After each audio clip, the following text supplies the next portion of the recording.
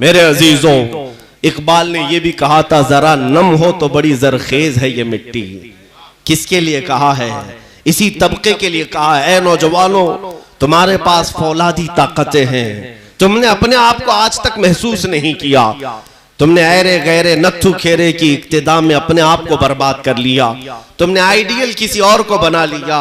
हकीकत देखो तो आज भी वो ताकतें कुव्वतें तुम्हारे कदमों में हैं, तुम्हारे घर की कनीजें हैं। इसलिए कि इकबाल ने यह भी कहा था, उनके जो हम गुलाम थे खल्क के पेशवा रहे, उनके जो हम गुलाम थे खल्क के पेशवा रहे, उनसे फिरे जहां फिरा, फिर आई कमी वकार में। हुजूर से फिर गए तुम तो ये कमी आई है वकार में और इज्जत में, बाकी कुछ नहीं। जो लोग ये कहते हैं कि मुसलमानों के पास अब ताकत और कुव्वत, सियासत, हुकूमत, दौलत, इज्जत कुछ नहीं है, मैं कहता हूं ये चीजें कब हमारे पास आई थी? कब थी? वो 313 निहत्ते साहबा जो बद्र में गए थे, मियां उनके पास कौन सी ताकत थी, कौन सी दौलत थी? उनके पास तो 10 लोगों के दरमियान 2 खजूरें होती थी खाने के लिए। हाँ, लेकिन मदीने से निकलते थे तो कैसर और किसरा भी कांपने लगते थे। उनके पास कपड़े वो थे जो जगह जगह से पैबंद लगे हुए थे। कभी हमने इन तमाम दौलतों पर फख्र करना सीखा नहीं, और ये असबाब हमारी कामयाबी का जरिया नहीं।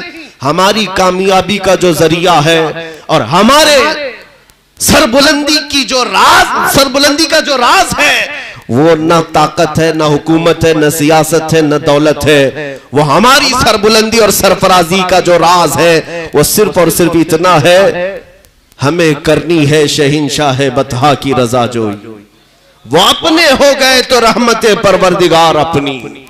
मेरे अजीजों, आज मैं दावत यही देने आया हूं नौजवानों को। कुरान तुम्हारे मुतालिक ये कहता है, कुंतुम खैर उम्मतिन, तुम सबसे बेहतरीन उम्मत हो तमाम इंसानों में। तुम लोगों को अच्छाई का हुक्म देते हो, बुराइयों से रोकते हो, और अल्लाह पर बगैर देखे ईमान लाते हो। तुम्हारी ये खुसूसियत है, दुनिया की कौमों से तुम्हारी तुलना नहीं की जा सकती, दूसरे तमाम लोगों से तुमको कंपेयर नहीं किया जा सकता। इसलिए कभी भी अपने आप को दूसरों के साथ कंपेयर मत करो कि फलां कम्युनिटी वाले कारों में घूम रहे हैं, फलां के पास बड़े बड़े बंगले हैं, उस कौम को देखो पैसों की रेल पेल है। तुम अपने आप को उनसे कंपेयर क्यों करते हो? तुम्हें पता नहीं तुम्हारे पास क्या है। उनके पास दुनिया की गाड़ी, बंगले, घोड़े सब होंगे, लेकिन ऐ नादानो, उनके पास मदीने का ताजदार नहीं है। अगर वो आमीना का लाल किसी के सीने में बसता है तो हम गरीबों के सीने में बसता है, हम गरीबों के सीने में है। ये सबसे बड़ी दौलत तुम्हारे पास है। और रब्बे जुल जलाल की बारगाह में जब लौट करके जाना है तो वहां तो इज्जत किसकी होगी वो देखी जाने वाली है, न मर्सिडीज वाले की, न ऑडी वाले की, बल्कि कयामत के दिन इज्जत उसी की होगी जिसके हाथ में दामन मेरे मुस्तफा का होगा।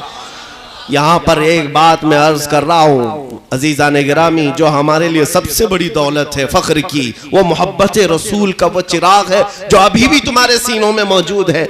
मैं नाउम्मीद नहीं हूं, और ना ही मैं एहसासात को मारने वाला आदमी, बल्कि मैं जानता हूं आज भी हमारी कौम, मैंने हिंदुस्तान के चप्पे चप्पे में दौरे करके देख लिया, हमारे नौजवानों के मुतालिक या मुसलमानों के मुतालिक कुछ बातें तो हैं ये बिगड़े हुए हैं, हालात के मारे हुए हैं, फैशन ज़दा हो गए, नमाजों से दूर हैं, कुछ नेकियों से भी दूर हैं। लेकिन मैंने चीज महसूस की है, गुनहगार तो हो गए हैं लेकिन गद्दार नहीं हुए। गुनहगार तो हो गए लेकिन गद्दार नहीं हुए। गुनहगार की बख्शिश है, गद्दार की बख्शिश नहीं है। इसीलिए अब हमारी उम्मीदें जागी हुई हैं कि गद्दार नहीं हुए। इसकी सबसे बड़ी अलामत यह है कि इधर कोई हुजूर का नाम लेता है, बगैर किसी हुक्म के लोग अंगूठों को चूम लेते हैं, आंखों से लगा लेते हैं। तुम्हें किसने कहा हुजूर के नाम को चूम कर आंखों से लगाओ? इधर अशहदु अन्ना मुहम्मदर रसूलुल्लाह कहा जाता है। हर एक के लब चूम करके अंगूठों को आंखों से क्यों लग जाते हैं? ये अलामत है कि दिल के अंदर अभी चिराग मुस्तफा का जल रहा है। उस मोहब्बत का चिराग मौजूद है, बस इस दिया की रोशनी को और थोड़ा शोला बनाने की देर है। जिस दिन ये चिराग शोला बनेगा इंशाअल्लाह अज़ीज वो वक्त आएगा जब मुझ जैसा एक कमतर आदमी नहीं, तुम हर मोहल्ले में एक एक सलमान जरूर देखोगे, हर बस्ती में देखोगे। मैं अपनी तारीफ के लिए बात नहीं कर रहा, मैं तहदीस नेमत के लिए कह रहा हूं। आज अगर तुमको मुझसे मोहब्बत है तो इसलिए नहीं है कि मैं किसी बड़े खानदान का बेटा हो, बल्कि सिर्फ मुझसे मोहब्बत इसलिए करते हो कि मेरे मुस्तफा की हदीसें या बातें किया करता है, हुजूर पाक सल्लल्लाहु तआला अलैहि वसल्लम की मोहब्बत की बात करता हूं। यही इज्जत है। और कल को देखोगे जिस दिन ये चिराग थोड़ा और बुलंद हुआ इंशाअल्लाह अज़ीज हमारे हर गली का बच्चा उस कुफ्र की तागूती ताकतों को ललकारता हुआ नजर आएगा। इंशाअल्लाह अज़ीज वो दिन आना है जिसको इकबाल ने कहा था कि निकल करके सहरा से जिसने उलट दिया था तख्ते रोमा को, सुना है कुदसियों से मैंने कि वो शेर फिर होशियार होगा, वो शेर फिर होशियार होगा।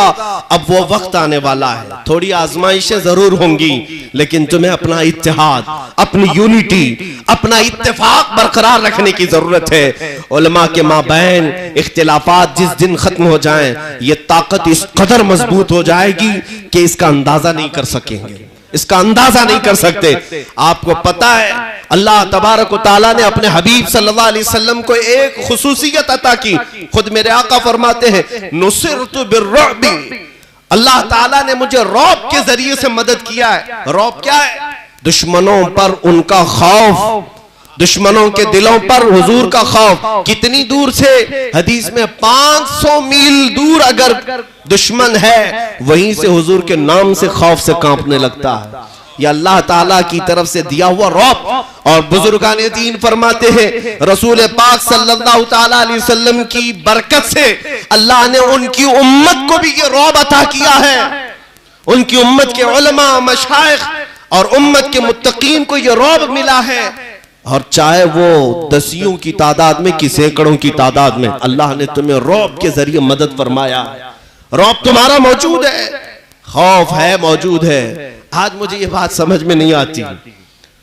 आज एक हैरत की बात है, हमारा मुल्क अजीज, हम तो यहां पर पैदाइशी हैं, आंखें यहीं खोलें, बचपन से देख रहे हैं, हमसे बड़े भी बुजुर्ग यहाँ बैठे हैं। कई नशेब व फराज इन्होंने अपनी जिंदगियों में देखे होंगे। आजादी के वक्त के भी लोग मौजूद हैं, उसके बाद के भी लोग मौजूद हैं। जमाने में कुछ सख्तियां, कुछ नरमियां आती जाती रही, लेकिन अभी पिछले चंद सालों से एक ट्रेंड जो चला हुआ है, ऐसा लगता है कि हिंदुस्तान में सिर्फ मुसलमान ही हैं और कुछ नहीं है। सारे मीडिया चैनल में सिर्फ मुसलमान ही हैं। कभी कभार ये सुनकर फख्र भी होता है कि अल्हम्दुलिल्लाह हमारा ही हमारा है, जिक्र जहां देखो हमारा ही हमारा है। 24 घंटे उनके पास टॉपिक कुछ नहीं, अजान ही अजान है, बुरका ही बुरका है, हलाल गोश्त है। पता नहीं इन तमाम डिबेट्स और टॉपिक्स पे कितने ऐसे लोग जो कभी करीब से सुने नहीं थे वो भी सुन करके इंशाअल्लाह अज़ीज इस्लाम के करीब आएंगे।